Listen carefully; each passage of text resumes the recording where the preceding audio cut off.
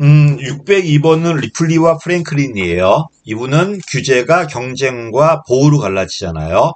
상징은 아니죠. 상징은 알몬드와 포엘이니까. 그래서 규제, 배분, 재분배는 있고 규제가 다시 경쟁과 보호로 갈라지고 논점은 정책 유형에 따라 집행의 난이도가 달라진다. 제일 쉬운 게 배분. 그 다음에 뭘 주고 의무가 부과되는 경쟁 규제.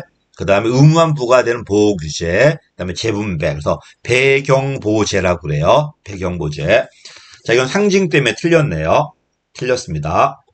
자, 경쟁 규제는 희소한 자원이야. 이걸 누구나 써버리면 문제가 되기 때문에 소수에게만 그 자원을 쓸 수 있는 권리를 주죠. 권한을 주는 거야. 한마디로 특권을 주는 거야. 우리가 앞에서 배웠던 경제 규제와 되게 유사해요. 경제 규제와. 대신에 이제 일반 대중의 보호를 위해서 의무가 부과되죠. 한마디로 특권 주는 게 목적이 아니고 누구나 해버리면 일반 대중이 피해를 보기 때문에 일반 대중의 보호를 목적으로 소수에게 특권을 주는 거예요. 대신에 특권 줬을 때 이거 횡포가 나올 거니까 규제가 들어가겠죠. 요게 이제 경쟁 규제야. 우리가 앞에서 배웠던 경제 규제가 일로 들어가고요. 이분이 예를 든 게 뭐 주파수 할당이라든지 항공기 노선 허가라든지 뭐 이런 것들. 요게 이제 경쟁 규제입니다. 선정된 승리자에게 공급권을 부여합니다. 근데 진짜 목적은 이걸 통해서 공익을 도모하려고 하는 게 목적이지, 얘에게 특권을 준 게 그 자체가 목적인 건 아니에요. 그래서 규제로 분류돼 있다는 겁니다. 그래서 3번은 맞았습니다.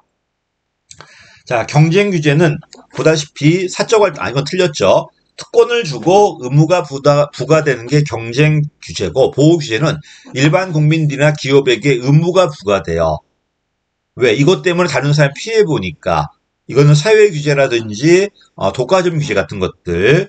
그래서 얘는 처음부터 의무만 부과되고 이걸 통해 일반 대중을 보호하겠다는 겁니다. 그래서 외우지 말고 우리가 배웠던 경제 규제가 되게 경쟁 규제로 들어갈 거고요. 사회 규제와 독과점 규제 같이 의무만 부과되는 거, 비용이 집중되는 규제가 보호 규제입니다. 이건 틀렸죠. 보호 규제다. 자, 가격 담합에 대해서 공정거래위원회가 시정명령을 제시했다. 이건 특권 주기 아니라 의무가 부과된 거죠. 독과점 규제잖아, 지금. 이거는 경쟁이 아니라 뭐가 된다? 보호 규제가 됩니다. 6번, 5번도 틀렸습니다. 자, 농산물의 원산지를 표시하게 한 것도 의무가 부과된 거지 특권 준 건 아니잖아요. 이걸 통해서 일반 대중 소비자를 보호하는 거잖아. 역시 경쟁 규제가 아니라 뭐다?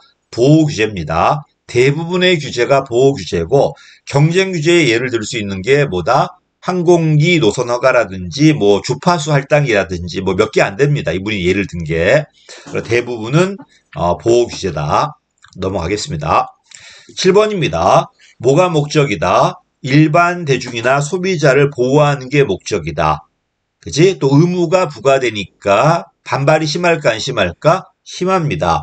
경쟁 규제도 의무가 부과되지만 너한테 항공 노선을 허가해주고 너한테 주파수 할당해줬잖아. 특권이 들어왔잖아요.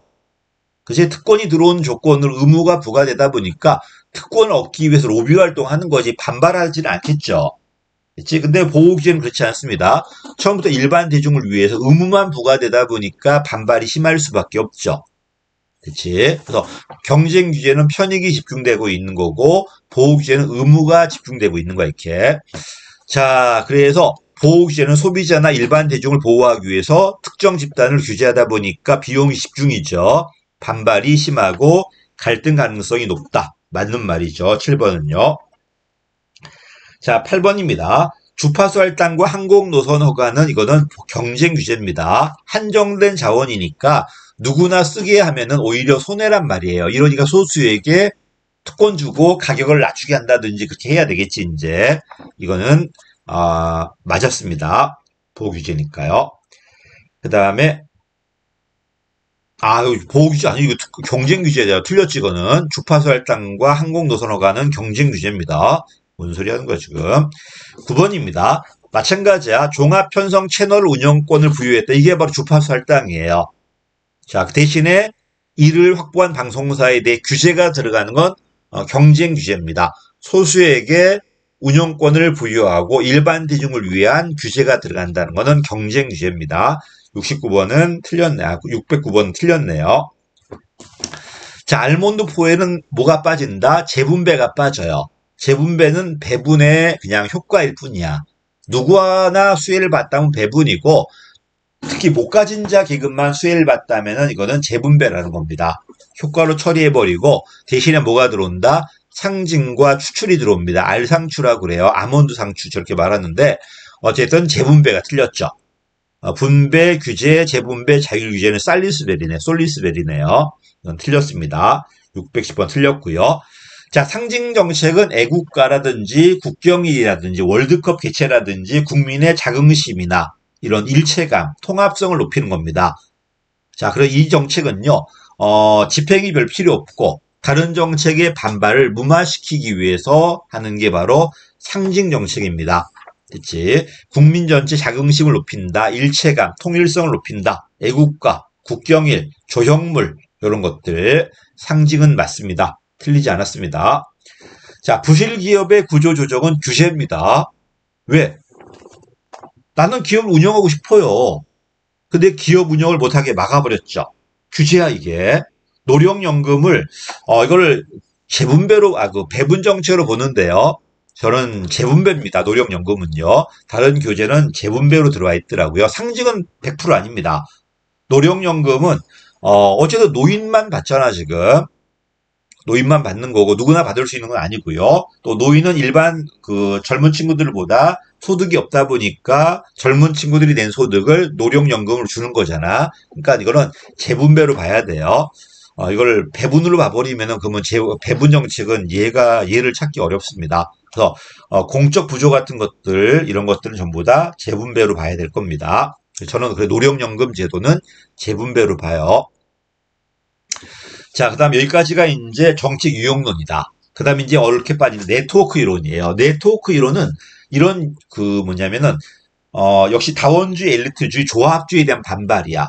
다원주의는 이익단체들이, 조합주의는 국가 중심으로, 그 다음에, 엘리트주의는 소수 엘리트가 한다는 거잖아요.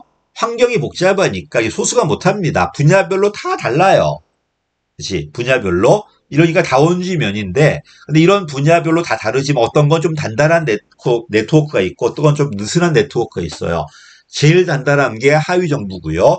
제일 느슨한 게 이슈망이야. 그 중간쯤 되는 게 커뮤니티고요. 하위 정부는 좀 더 국가 중심적이고 소수 중심적이고, 그 다음에 이슈망은 좀 더 사회 중심적이고 다수 중심적이고요. 또 미국은 하위 정부와 이슈 네트워크가 싸울 거고, 영국은 되게 커뮤니티와 이슈망이 싸울 겁니다. 어쨌든 이제는 뭐다? 좀 더 분야별로 다양한 네트워크가 있다는 거야 이게. 이러니까 이 네트워크의 참여자가 누구인지, 그들의 관계가 뭔지, 협력 관계인지 갈등 관계인지 이런 걸 보는 게 이제 네트워크 이론이에요. 문제는 어렵진 않을 겁니다. 뭐 학자가 나오는 것도 아니고요. 뭐 엄청나게 어려운 표현인 것도 아닐 겁니다. 반면에 앞에 봤던 유용론은 학자가 많기 때문에 학자 이론 어렵게 내버리면 어려울 수 있어요. 자, 우리가 보는 거는 유용론의 일부 학자밖에 안 됩니다. 더 있습니다. 이게 뭐 윤리 정책도 있고 막 별게 다 있어요. 그런 게 이제 추가되었을 때 어려울 수 있으니까 유용론은 좀 꼼꼼하게 참고하셔야 될 겁니다. 최소한 기출 표현은 다 알아야지 새로운 표현이 나왔을 때 이 기출 표현 가지고 답을 찾아갈 수 있을 겁니다. 기출 표현에서 어려운데 기출 표현도 마무리가 안 되었는데 새로운 표현이 나왔다. 그러면 훨씬 더 힘들어지겠죠. 근데 네트워크는 그렇지 않을 겁니다. 여기까지 하고 일단 좀 쉬었다 네트워크 하겠습니다. 감사합니다.